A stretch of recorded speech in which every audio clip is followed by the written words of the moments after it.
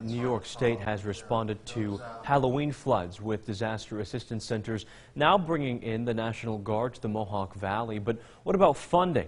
Well, as the State Division of Homeland Security and Emergency Services tallies up the damage from the Halloween floods, FEMA will analyze those state assessments to see if that damage reaches a federal threshold for a disaster declaration. In light of this, we asked Governor Cuomo during his visit to Utica today if the state would also provide financial assistance for repair efforts.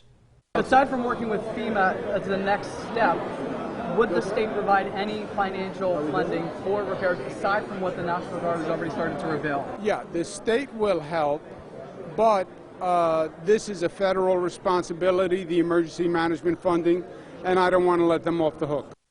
We will continue to keep you updated on that post-flood coverage.